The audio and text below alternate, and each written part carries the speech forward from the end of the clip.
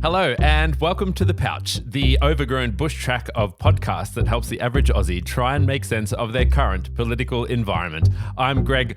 Wait, am I allowed to go for a drive and get pizza or not? Savage. And I'm Jake. Chocolate feaster is my favourite reason to eat chocolate. Far Wharton. On today's episode, we talk about $130 billion. We talk about a High Court decision that was the right decision despite it not being the right decision. And we also talk about a lack of democracy sausages for everyone. And Jake, while we're as snug as a bug in this rug, I want to know just how does a bill get passed through our government? So how does that work? Spoiler alert, I don't know.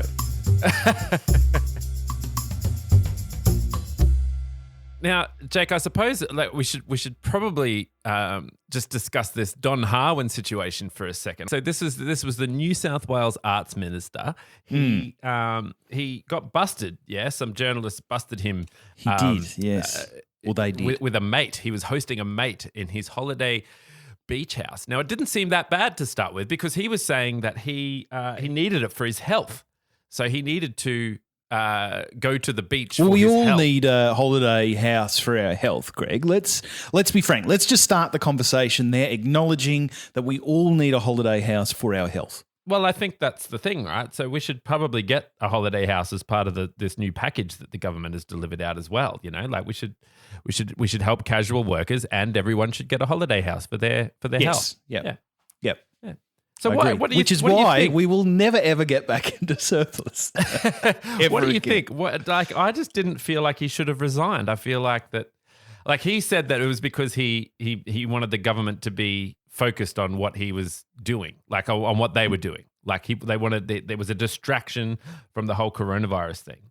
No, I think the great issue here is that everyone is being expected. So it's part of the social contract. So the social contract is during this outbreak, we are going to limit movement. We're going to stay in our place of primary residence, and we are going to stay there essentially. This parliamentarian sort of flouted those rules and went to his holiday place, his holiday villa. So it is absolutely not appropriate of a parliamentarian to say, you know, do as I say, not as I do.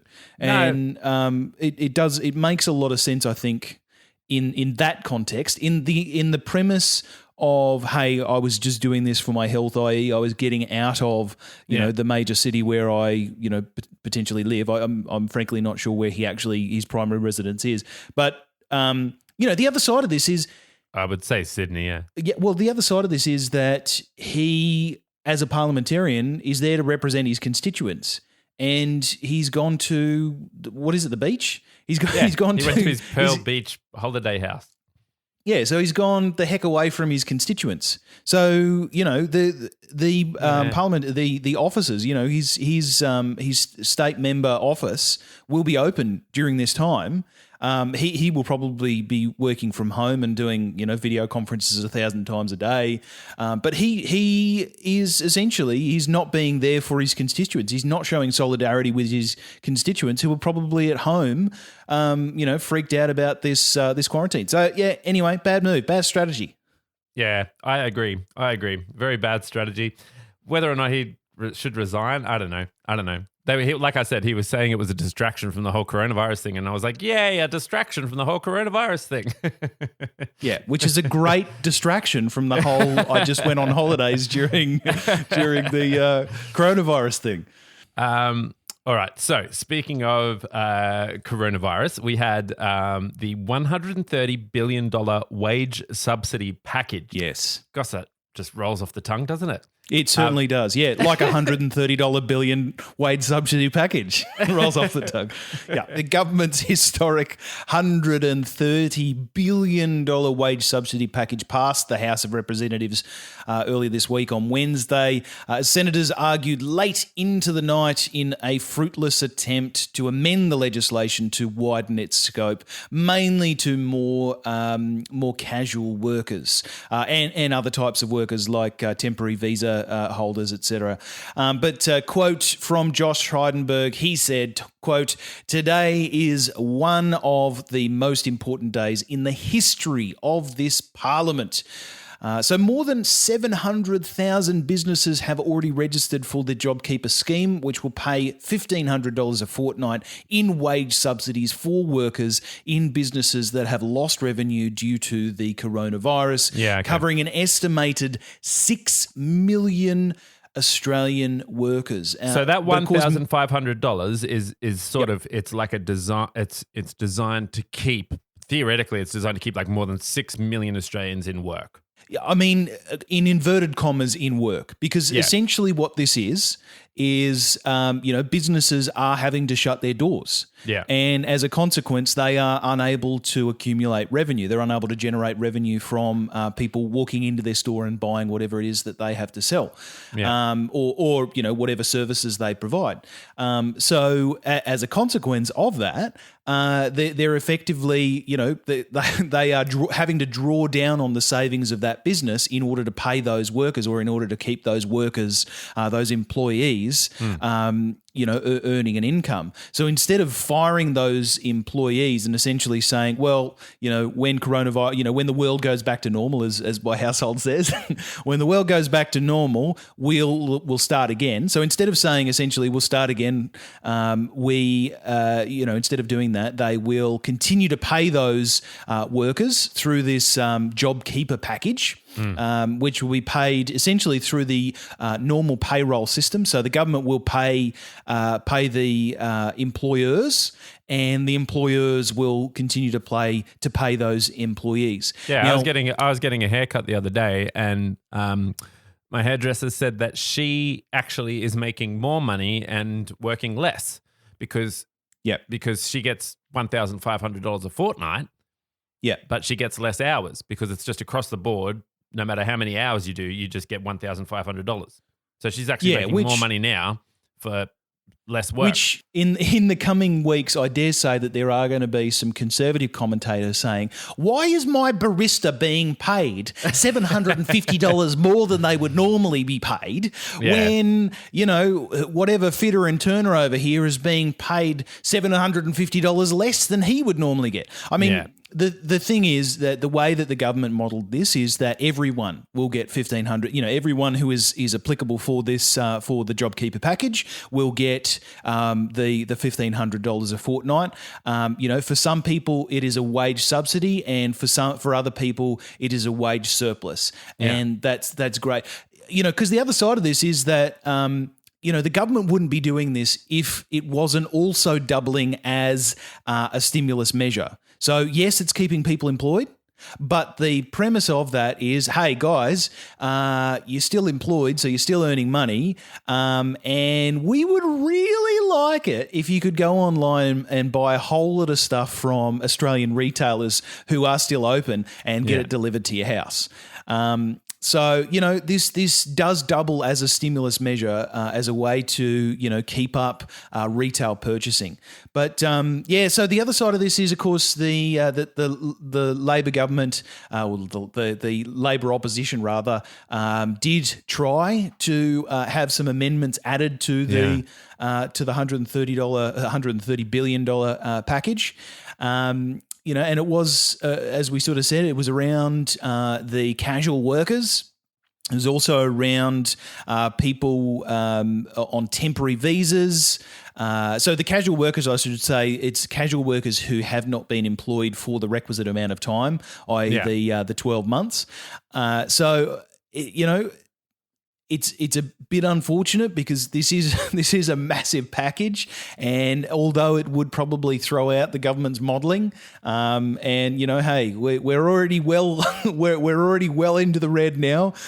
You might as well include a few more people in it, because invariably the people who aren't included on this JobKeeper package, who do lose their job on this, are going to end up receiving some other form of welfare. So it's just a bit wonky unhappy the way that the way that certain employees, certain people have been excluded, and it doesn't seem like the government. In some cases, particularly conservative governments, you can sometimes accuse them of class warfare.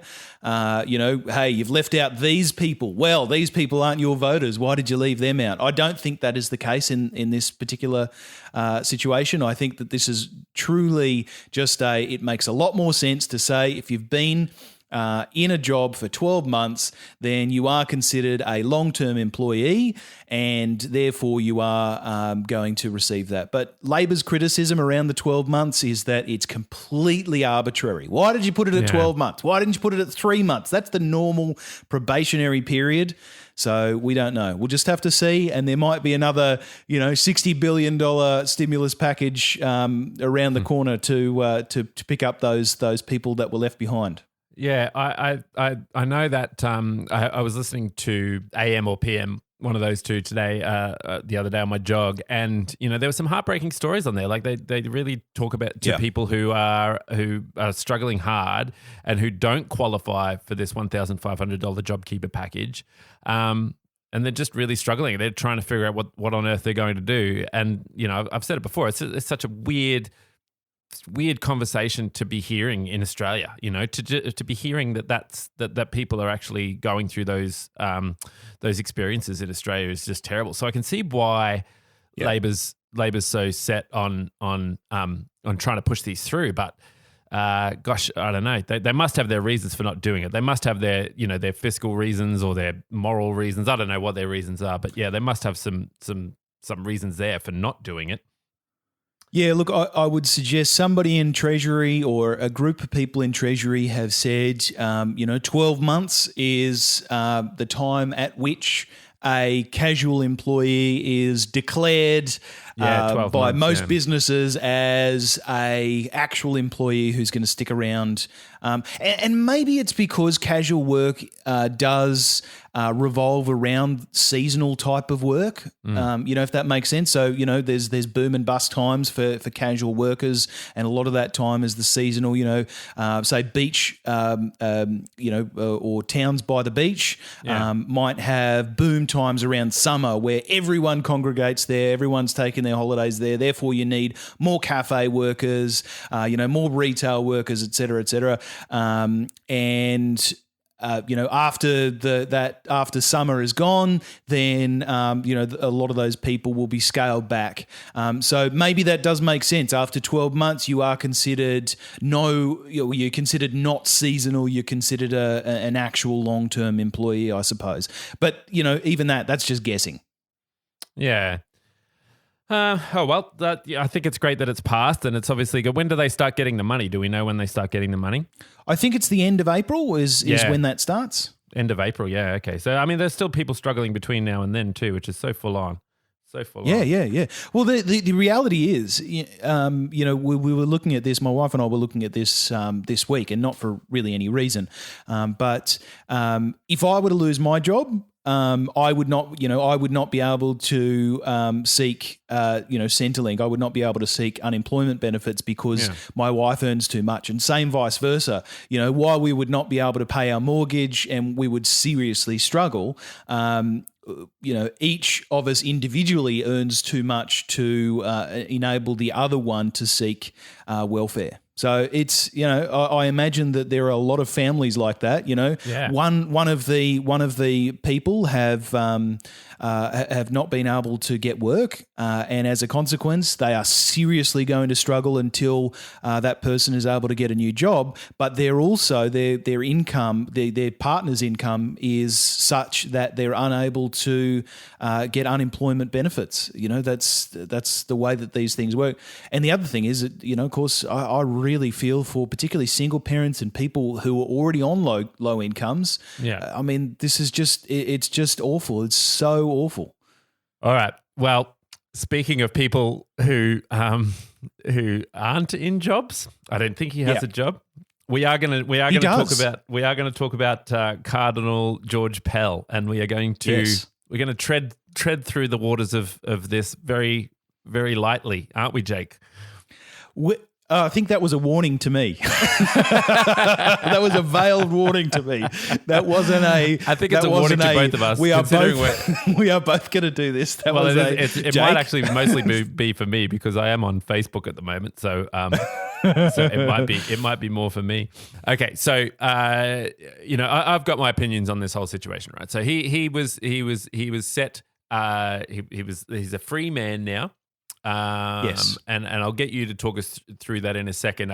Long story short, I mean, I probably won't go on about this too much, but for me, long story short is I can't. It's difficult to say that we have the best judicial system in the world and also, say it's one of the worst at the same time. I don't know if I can have my cake and eat it too in that regard. This is an interesting one. In the broad scheme of things, and I will state a personal opinion here, I think legally this appears to have been the right decision.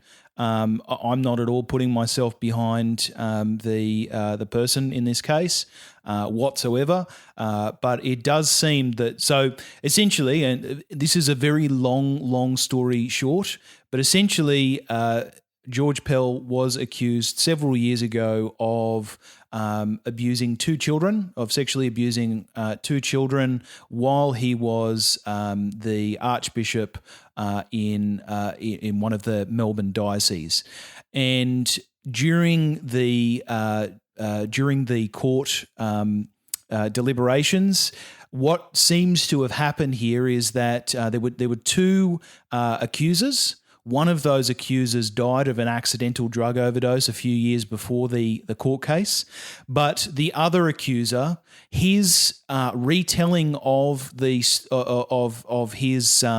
case, I tried to shy away from the term story there, but his retelling of the case was apparently so compelling to the jury that the jury disregarded the evidence provided by George Pell's witnesses. And as a consequence, essentially, when you're in a court case like this, the role of the legal counsel for the person who has, committed the alleged crime, their role is to show that there is plausible deniability, that there is a plausible case for the premise that he did not do it. They are not there to prove his innocence. They are there to prove that there is reasonable doubt that he might not have committed it. It was all about reasonable doubt. That's right. Correct. And however, in the actual case, what had happened is because the person bringing the claims, because their story was seemingly so compelling to all of the witnesses, they essentially potentially prejudiced themselves against the evidence provided by George Pell's legal team. And again, those arguments, that evidence was completely disregarded. And potentially, and certainly, if you look at the reports from the High Court of Victoria, which was a unanimous decision to quash the case. So this whole story is around this week. The case of the conviction went up to the High Court of Victoria and was quashed.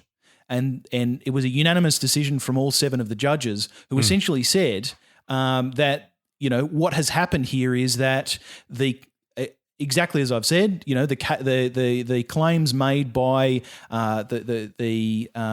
the person who is now a grown adult in his I think late 30s, making the claims against George Pell, that they were so compelling that the jury just essentially they had been prejudiced against the evidence provided by George Pell and his side. So that left the jury essentially unable to create that plausible doubt or that premise of plausible deniability. But this actual news story, I should have said in the very beginning, this story is about so all of the evidence that was compiled during the Royal Commission that I mentioned, the Royal Commission into institutionalised sex abuse.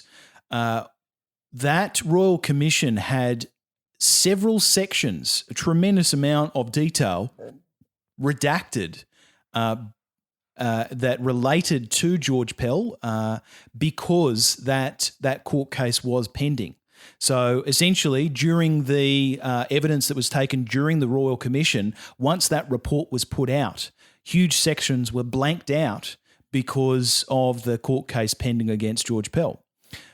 So essentially, the Premier of Victoria, Daniel Andrews, has said and has actually contacted Prime Minister Scott Morrison directly to say, we want you to release this report in its full in its entirety, including those, we want you to unredact those sections related to George Pell, so that we can, essentially, the only way to appropriately start dealing with the years of abuse at the hands of various institutional officials across many religions and other institutions. The only way that we can deal with this is to ensure that it is given light, that it sees the light of day. So you need to release this report so that we can start dealing with the evidence contained in there. You Queenslanders, you crazy Queenslanders, not only are you so relaxed when it comes to this pandemic. I messaged my mate the other day, Bo. Hi, Bo. And he said that he had a few friends around visiting his place. And I was like, what is this friends visiting situation? You're also then, because we don't have that in New South Wales, you get shot, basically, if you have friends over at the moment. So you're not allowed to do that. Not only that, but you also had your elections, and you all just roamed around like nothing was going on, and you just had your normal elections. But you're completely blasé about this whole pandemic situation.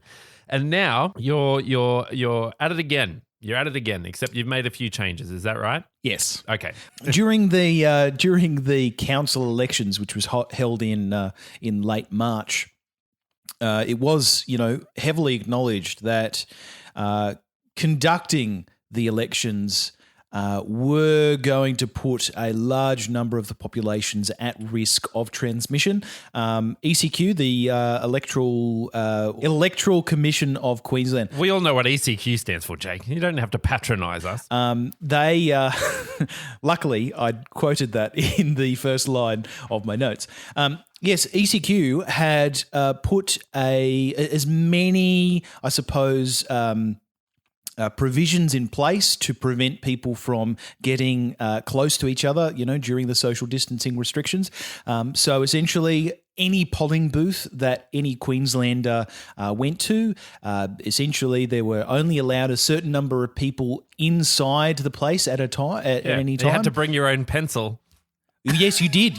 Actually, you could. There were still pencils there, and they had hand sanitizer. In order to sanitize the pencil and one's hand after it. However, we need those in the classrooms. Exactly. But no, I brought my own pencil. But yeah, because the thing with this was it a good pencil? Was it a good pencil? It was actually. It was my daughter's pencil because I'm not one to have pencils. I am a prolific note taker on a notepad. I don't use pencil. So I took my daughter's pencil. It was great. Was it like a Pacer or was it like a... No. It was a proper pencil. HB. Oh. Yeah. A proper HB pencil. A proper HB pencil. Wow, look out world. I know. Hey. Here I come to draw on things that can be swiftly rubbed out. Did it have an eraser at the end? Or I don't actually recall. It was some weeks ago. Right. Quarantine has done weird things to my memory. But from my recollection, there was no eraser. Really? Yes. From memory, actually, I don't know whether you are actually allowed an eraser in an electoral situation. Really? Because I think essentially you are only allowed to make... That's big news, Jake. You're blowing our listeners' minds. I think that is the case. I really want you to think about what you're saying here. I think that is the case. I don't know that you're allowed an eraser when you go up to the polling booth. Well, I mean, it's fair enough, isn't it? I mean, if you want a pencil, right, you just want it to do like one thing. You don't want, you don't need a pencil that is also an eraser, that is also, a radio, that is also connected to the internet. Yes. That can also, receive messages from space or something. Like it's just got to be just a pencil. Yeah, not a space pencil. No. So getting back to the story I think the story's changed, Jake. I think the story's changed. No space pencils. I think in future elections. So the interesting thing here is that we do have a state election coming up later on in the year in Queensland, and the state government is making decisions at this stage as to whether they will have a postal vote only election, which is, frankly, a pretty smart way of doing it, I think. Because if only there was another way, right? If well, only there was a way we didn't all there have are to several. meet. There are several.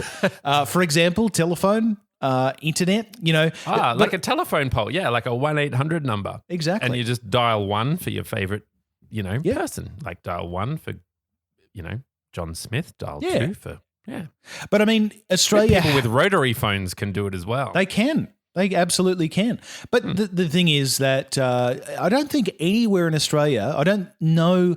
I think the census is the only essentially official government poll that has occurred electronically. I'm reasonably certain of that. I am certain that we have had no electronic polls for any government election, be it state, local, or federal. Thus far. So I don't like the idea. I don't like the idea of electronic polls. Yeah, well, there is the hackability. Yeah. Potential. Yeah. I mean, I don't like what you can't even use Zoom. Exactly. Exactly. It's not even safe working from home, let alone voting electronically. Yeah, the person like Google banned Zoom. Like I can't even. Who knows who's watching this? Yeah. True. True.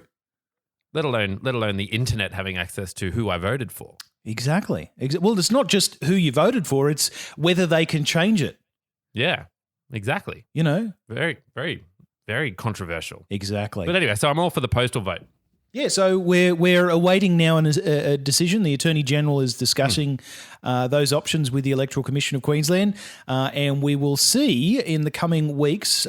So there is a decision expected next month, but we'll see in the coming weeks what those options are, how it will take place. But I am betting that it'll be either an entirely a postal and phone polling situation, or something fairly similar. I'm literally on the edge of my seat. Yes. Don't fall off. I am. I'm ready to fall off. Ready to vote? I'm ready to vote in the Queensland elections. Yes. While living in Sydney. Now, Jake, competition. What collusion? I mean competition. That doesn't make any sense. No, it's meant to read like this. Competition. Oh, wait. Actually, I wrote it wrong. It doesn't make any sense. Collusion. I mean, well, I like to read ahead, right? I like to read ahead and there's a bit of a segue. No, couldn't do it. What collusion? I mean competition. That's how it's meant to read. What? What collusion? I mean competition. What? Collusion? I mean what competition? Okay, all right. I sucked at titling this one. It made a lot of sense in my head when I wrote it. Jake, competition, what collusion? I mean competition. Yeah, 100% worked. Talk us through it. Yeah. So, what the hell is this about? I'm back on my seat. I am no longer on the edge of my seat. Yeah, exactly. So, look, it's this is an extraordinarily interesting thing. It's occurred because of the coronavirus. There are many, many, many competitive industries that the ACCC has allowed to, have deep discussions between. So the example that I heard of earlier this week, because it's in the industry that I work within, are a number of the telcos, a number of the telecommunications providers, Telstra, NBN Co, Optus, etc., are being asked to come together over a task force to improve the speed of the NBN, essentially. So essentially, they're saying, what can we get off the current NBN network and supplement with, say, 5G? Can we speed up 5G? How can we do that? Those sorts of things. What technology can we bring in to speed to improve speed across the network, etc. So the Australian Competition and Consumer Commission, or the ACCC, or as Gregg says it, we all know what the ACCC is. Competition? What collusion? I mean, competition.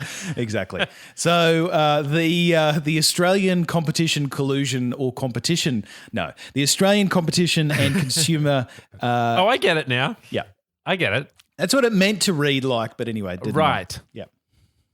So it's meant to read the Australian Collusion and Consumer Commission. Yeah, that was the joke. That was the joke.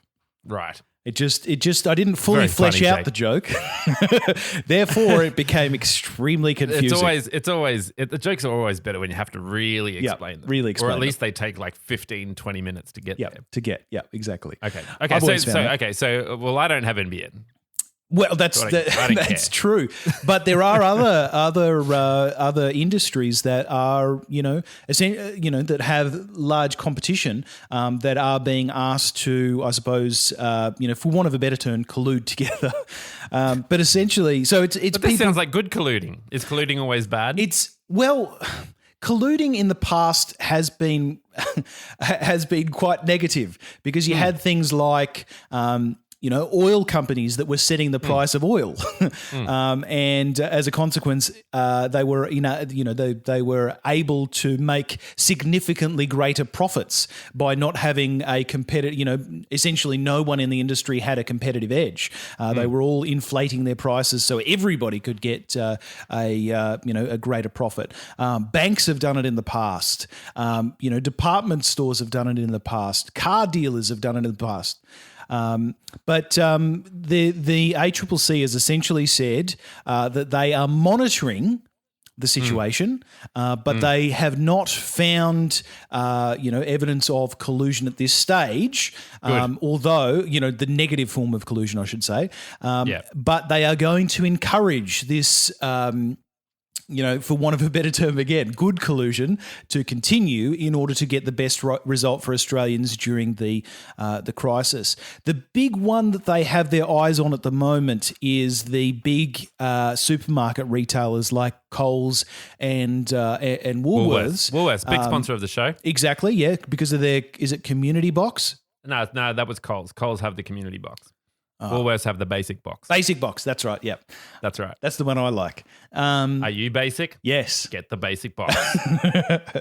But the reason that they've got their eyes on the big supermarkets is because you've got a lot of smaller retailers, IGA and other independent stores that may be forced to close their doors while Woolworths and Coles remain open. So they've the ACCC, the ACCC, have their eyes firmly on that. And what the ACCC have said is, quote, we're clearly not allowing them to price fix, but we are in a mindset where to get Australia through this crisis, we need cooperation. We need everybody working to get Australia. And yes, that means cooperation amongst competitors. All right. Well, that sounds pretty good. I think we should make a band called Good Collusion. Good Collusion. I like it. What do you think? Collusion, but good. Yeah. Jake. This week, while we're snug as a bug in a rug, in this proverbial pouch, I want to know, how does a bill actually get? Okay, so I have a bill, right? I want to legislate that no children under the age of 10 should be allowed in a local pool.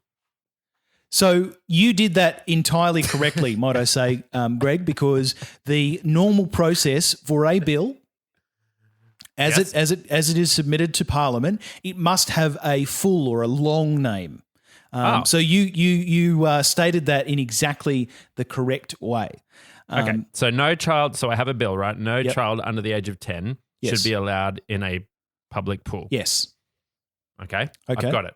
Now what do I do? So what will happen is that you, as the representative member for Parliament for your area, Absolutely. You will take that to Parliament, your bill. Yep.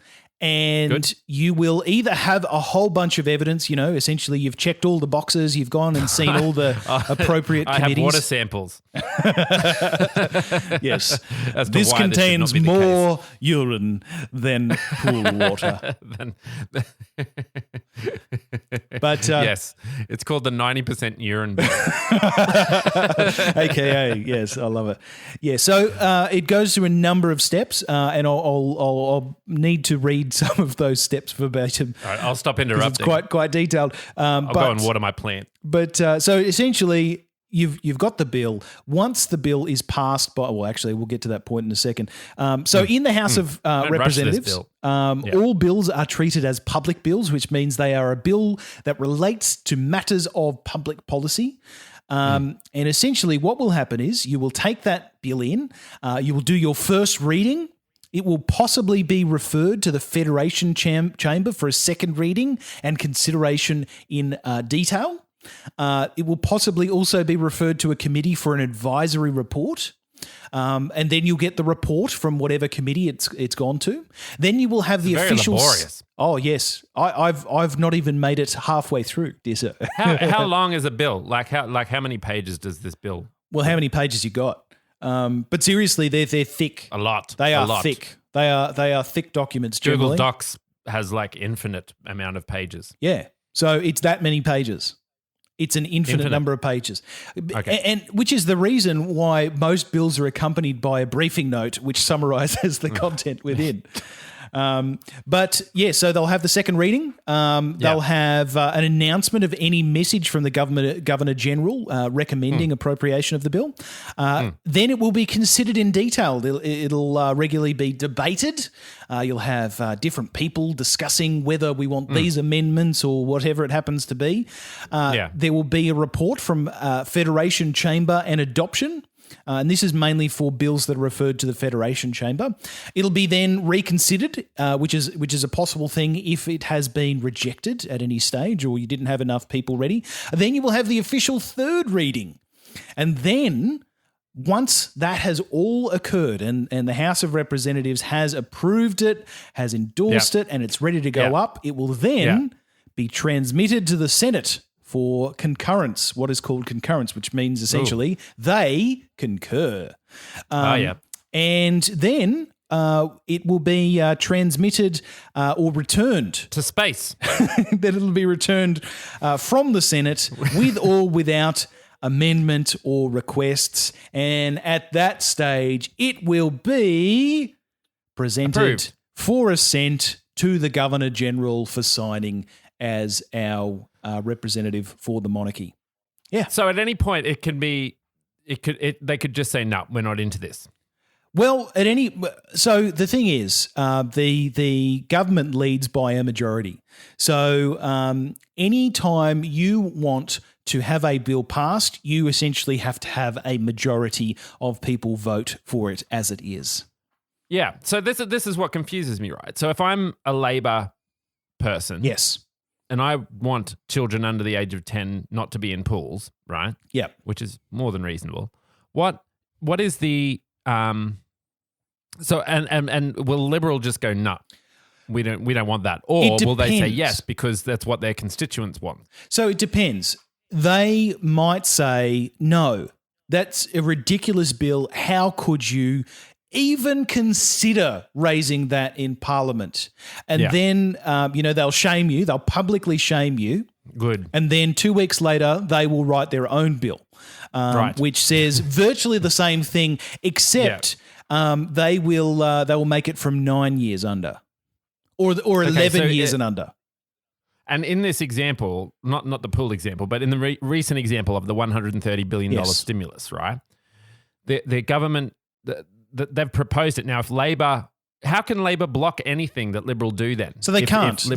Labor doesn't have a majority in the lower house or the House of Representatives or the Senate. So Labor, while they have the absolute right to stand up and discuss a bill and discuss their opinions on a bill and discuss their their perspectives on a bill, how it might be implemented or how it might be amended in order to in this example of the $130 billion, new JobKeeper package, they might say, hey, guys, you've left out a whole bunch of people. Can we help you design a package that's fairer to this, potentially 40% of the workforce, casual workforce that's been left out?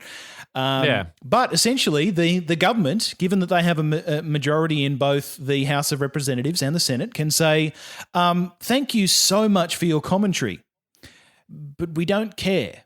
Right. So can they just pass any bill that they want then? Well, yes and no. They can, but invariably, if that is not in the best interests of the constituents, i.e. the people who have elected them to represent them in Parliament, then they will find themselves short of a job in 3 years. If they do so right. If they go a bit crazy, that's not good. But and then there's also the Attorney General. Is that a bit more of a check and balance as well? Not the Attorney General, but the Governor General. So the Governor General is the Queen's twist my words, Jake. The Queen's representative in Australia. The Governor General essentially will always do what the Prime Minister or what the government says that they want to do, in much the same way that the House of Commons in the UK. If they want something done, the Queen will generally do it, because the Queen, as is the Governor General as well, they are essentially a figurehead. So they represent, but they don't do a heck of a lot, particularly at the moment, because unless they're listening. Unless they're listening. In which case, guys, you're doing a great job. You're very, very busy. Yeah, we really appreciate it. Yeah. Everything you do is everything. Wonderful. Yeah. All right. Okay. We better wrap this up so we can spend some time with our loved ones. Not that you're not my loved one. Oh, I appreciate people that. of Facebook. So thank you so much for chatting with me today, Jake. Look, happy Easter. Enjoy all the eggs that come your way. It's very exciting time of the year. I get it. It's a good one. Finally, almost as good as the Australian Consumer Collusion Commission. Yeah. Finally, a joke that I don't have to explain.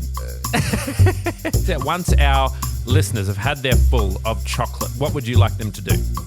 Well, personally, I would love them to subscribe to the show and leave a rating on their podcast viewer or listener, whatever on their podcasting application of choice, because their comments and their ratings do help other people to find our show. Absolutely. And if you want to share the love, you can do so by asking people to head to thepouchthepodcast.com, where they can choose their favorite podcast player of choice. That is thepouchthepodcast.com. Well, thank you, Greg. I greatly appreciate it. And listeners, thank you for giving me a reason to research these topics. And now we're going to do a live rendition of the podcast theme song. Yeah, I could do some beatboxing. No, don't. Nobody should.